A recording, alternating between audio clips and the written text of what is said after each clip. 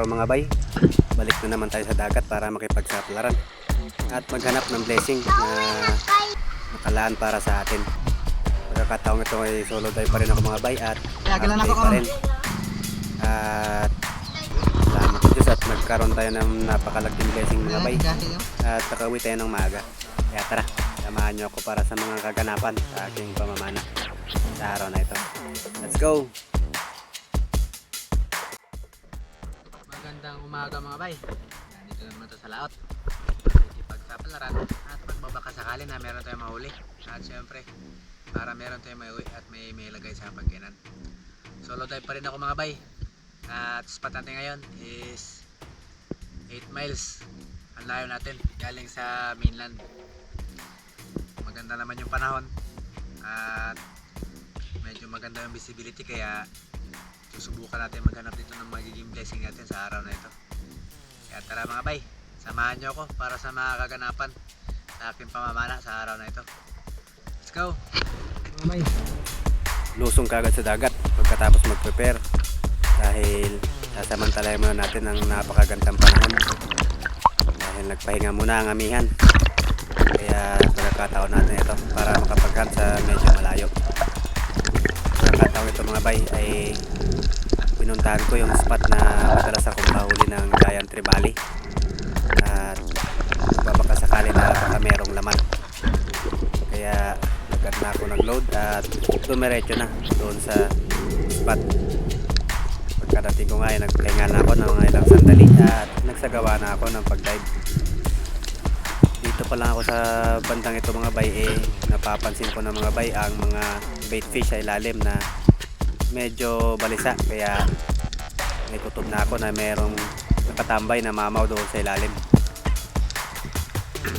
Dito nga ay dahan-dahan na akong gumagapang papunta doon sa ibaba. Dito pa lang ako sa part na ito mga bay, nakita ko na agad yung malaking buntot na gumagalaw sa ilalim at sigurado na ako na giant trevally ang nakita ko yun. At giant trevally nga mga bay, at ayun, tinarget ko mga bay na ma-headshot, kaya lang medyo napataas yung tama. Medyo nagalangan pa ako dito mga bay sa tama dahil malikot ko yung isda kaya nasa taas ang tama, medyo malambot ang pagkakataon. Giant trevally. Dito ay nagnanalangin ako na sana hindi makawala. Pahinga lang ako na ilang sandali para i-retrieve dahil nagawa pa nitong isabit sa ilalim yung ating line. At laking pasasalamat ko mga bay, nang pagdating ko sa ilalim nandun pa rin naman ang isda at mukhang nanghihina na, kaya malaki na yung tsansa na mahuli natin yung isdang ito.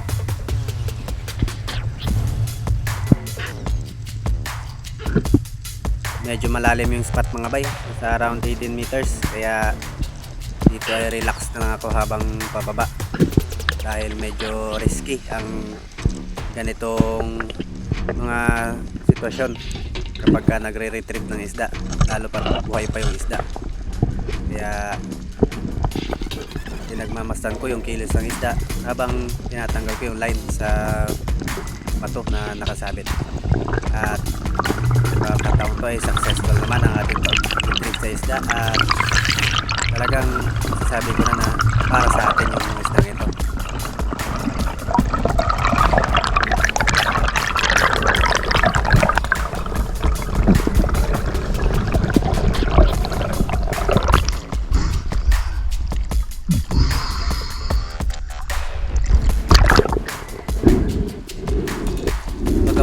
Mataas na yung tsansa na mahuli yung isda, dahan-dahan pa rin at relax pa rin yung kilos natin habang hinihila ko ito isda pataas. At syempre iiwasan ko na sumabit sa akin yung mga line o malapit sa akin yung mga line natin para sakali man na masaulian ng lakas itong isda at bigla itong lumangoy papailalim ay hindi tayo matanggil sa mga linya. At pagka nagkataon ay napakadelikado ng ganong senaryo. Kaya dito ay doble ingat pa rin talaga dahil malaki na yung isdang ito. timbang na ito ng 14 kilos mga bay ng buo. Pero sa pagkakataong ito nasa isip ko na agad na i-chop-chop yung isdang ito dahil napakasarap nitong iulam ng parteng ulo. Napakasarap pang sinabawan.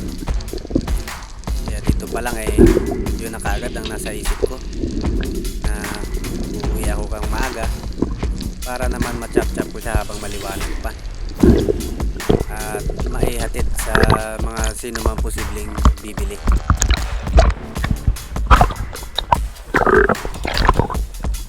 Mahina na yung isda mga bay, pero mas maganda na sigurado na patay na talaga, kaya sinicure ko na patay na talaga siya para wala nang instances na magkaroon pa siya ng lakas masaulian at bigla na naman itong pumalag ilalim. Kaya dito sinisigurado ko talaga na patay na siya. Mas mainam din na i-frame kill yung isda para naman sa mas magandang quality ng karne nito. Marami na rin naman po yung nawala sa kanya gawa ng sugat niya, kaya good sa ito, hindi na natin kailangan i-tigil pa.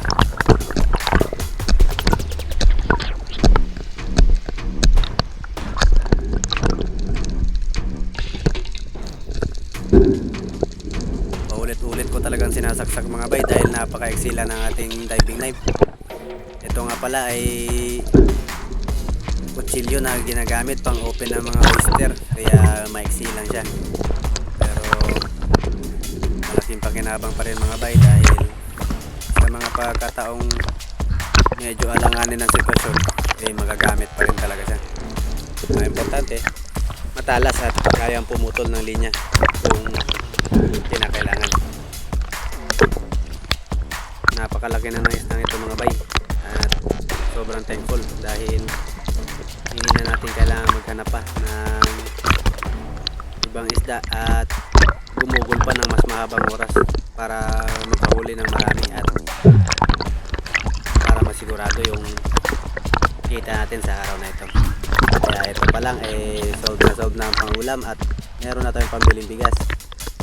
Kaya sinicure ko lang yung isdang ito at matapos dahan-dahan akong bumalik ng bangka para maligpit at umuwi. Napansin ko nga pala mga bay, meron itong dating tama ng pana. Siguro ito yung mga nakaraan napana na rin, kaya lang hindi nahuli, hindi tumagos yung shop ng mga unang nakapana dito, kaya siguro nakawala. Pero sa pagkakataong ito hindi na siya nakawala sa atin at sigurado na talaga matadala natin pa uwi. Alright,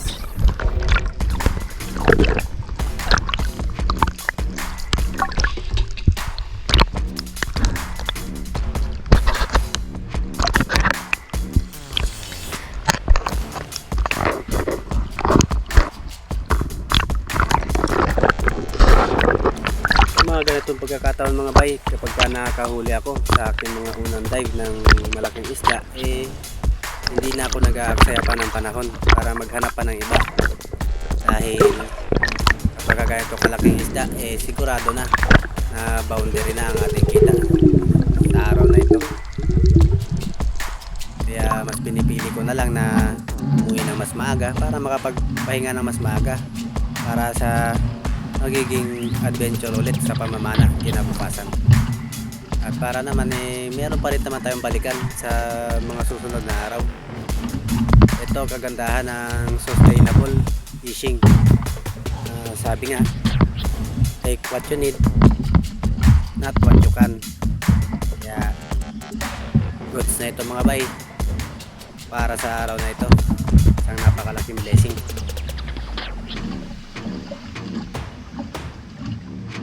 Alright,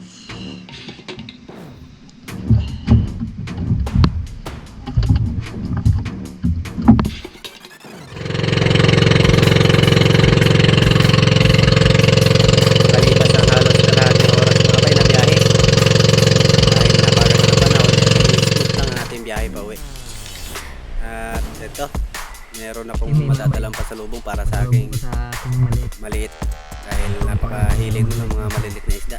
At nagkataon na yung huli nating giant trevally may nakadikit na kimi. At syempre dadali natin ito para sa ating maliit para naman magawa. Gustong gusto niya kapag umuwi ako meron akong dalang maliliit na isda para sa kanya. Kaya ito, meron tayong madadala pa uwi. Gabi na tayo. Dilim na. Panigurado na yung pangulam. Ayos.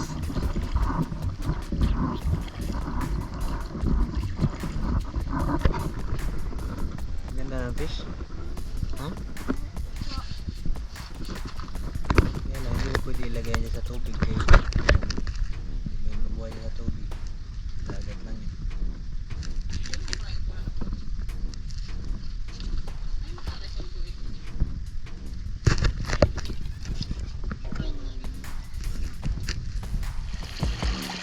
At ayun, matapos ko nga makapagpahinga at makapagkape, sinimulan ko na ang paglilinis sa huli natin para naman ma-dispose natin ng mas maaga para mas fresh pa talaga yung isda. Napagkataon to mga bay, bago ko ito tinapchap nakapag-canvas na kagad ako ng mga bibili, kaya hindi na tayo maghahanap ng bibili pa. Pagka dispatch natin para mag-deliver, diretso na lang tayo hatid sa mga nag-aantay na customer. Right. Bali, iwan nga pala natin yung ulo nito at yung laman loob para pang ulam natin. Bali, paparte-partein ko rin yung parting ulo at yung laman loob para kila mama at bigay din tayo para kila lula. At yung lula sa side ni mama. Dahil minsan natin makapagbigay ng isda doon mga bay dahil bihira lang tayo makahuli ng mga gantong kalalaki. Pagka matatanda na kasi alam naman natin na medyo mapili na rin sa mga ulam. Hindi na halos kumakain sila lula ng mga isdang bato dahil medyo malangsa na raw sa pagkaramdam nila. Kaya mga gantong isda ang kanilang gusto. At pagkakataong ito ay mapagbibigyan ng gusto ng kanilang panlasa dahil nakahuli ako ng ganitong klaseng isda. Hinati ko muna mga bay para hindi tayo mahirapan mag slice dahil kapag buo napakahirap i-slice at may chance pa na madurog yung laman kapag pinupukpok natin habang tinatagtag. Ganito lang yung diskarte ko mga bay, mag-chop ng malalaking isda para hindi naman tayo mahirapan.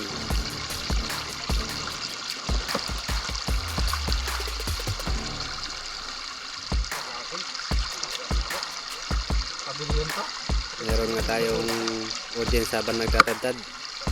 Ang aking pamangkin na namamana rin sumilit sa atin dahil hihira nga lang makahuli ng mga ganito kalalaking isda dito sa amin. At namana rin siya ngayong araw, hindi lang kami magkasama dahil may sarili din siyang sasakyan at nihuli rin naman siya kahit pa paano. Yun nga lang, reklamo niya malabo daw talaga yung tubig dito sa abig. Anyways, next pa rin naman yung laot niya dahil meron pa rin naman siyang huli at meron siyang naibenta. Salamat pa naman sa Diyos.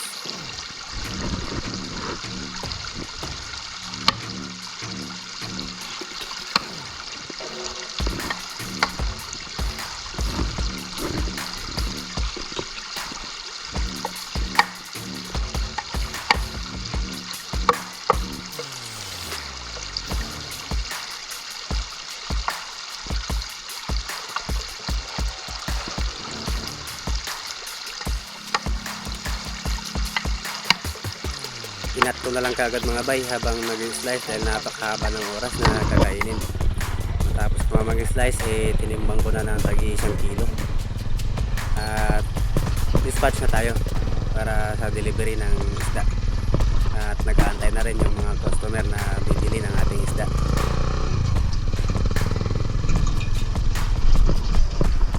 Ito ito yung kagandahan na meron tayong sariling service na top down para hindi tayo mahirapan kapag ganito yung ating mga nahuli.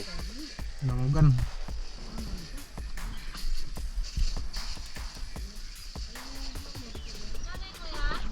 $170.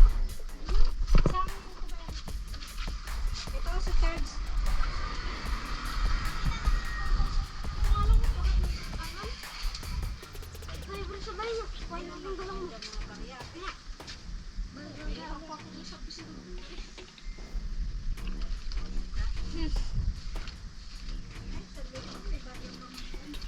One, five. Thank you. Dumaan muna ako kila Papa para ihatid yung kanilang pangulam. At naabutan ko nga si Papa dito na busy sa pagtatrabaho ng aking bangkang Sabit mo pinapagawa. lang sana eh. Ayan mga bay, kung mapapansin nyo, yan yung pinapagawa kong bangka at malapit na rin matapos. At mga ilang buwan na lang, meron na tayong sariling bangka na mga gamit sa pagpalaot. Maraming salamat din. Oh, pangatod na ako.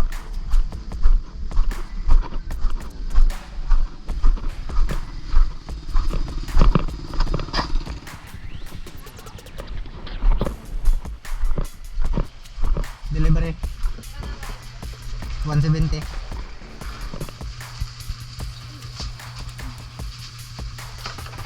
Ito pa.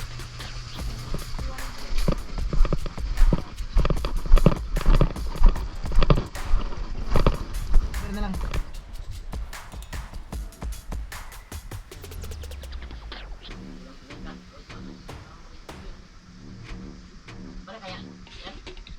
Wala, iakilan ako oron.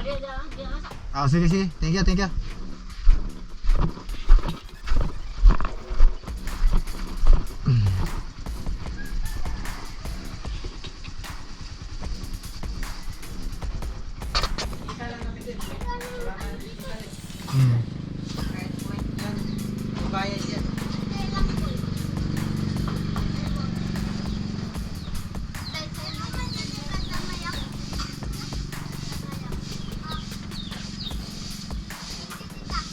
Kano? 170? Oh. 80 yan. Ito na? 80 mo na din. Ito isa. Para malaman ko to kung magkano. 100 to. 100 na lang to. At least alam ko to kung magkano ito. 80 na? Kung may magtanong. 100 na lang.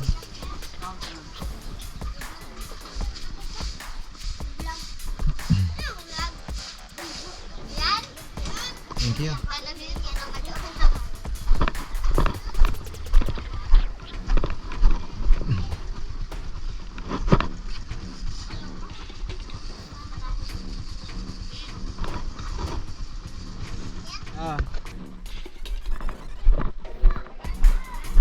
Ito kay Lola to isa.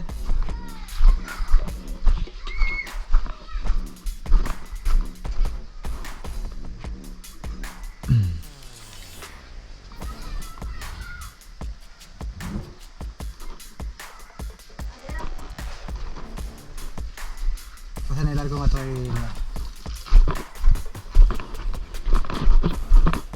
ito mga bay para sa Lola.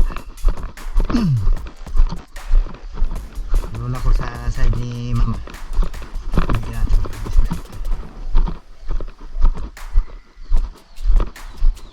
Ayo. May pulis.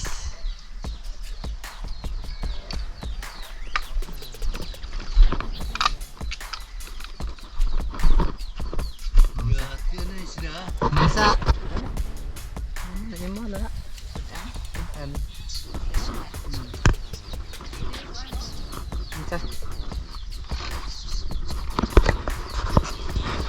Nood-nood lang lolo ah.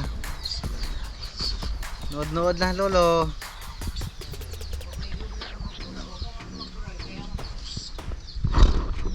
Kamera.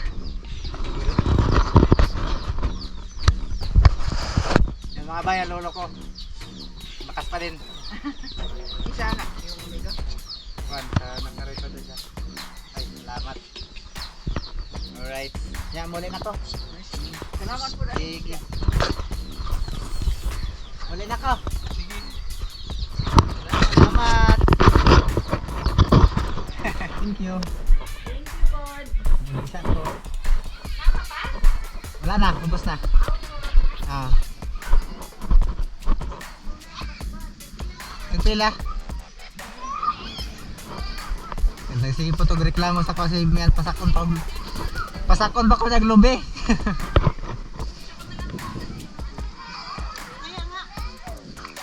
Ito maganda. Tigas, ulit pusa. Kanino usak ko? Kani? Ah.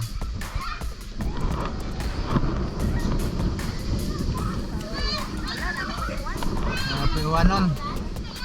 Ima, ima? Isa lang. Aw. Isa lang. Ano nga, kigahi nyo?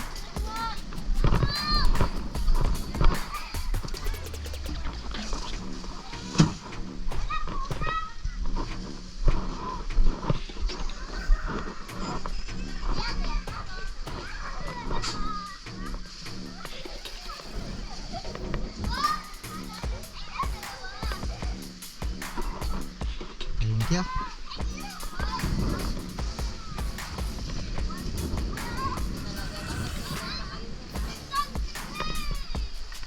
Hindi na ako kakit ng nyug. May walis na.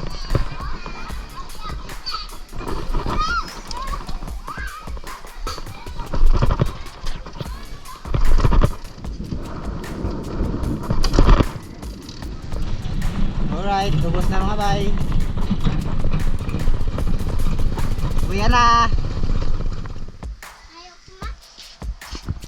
Alright, mga bay. Benta natin sa isang isda ay 1,100 yung cash. Merong isang kilo sa Gcash.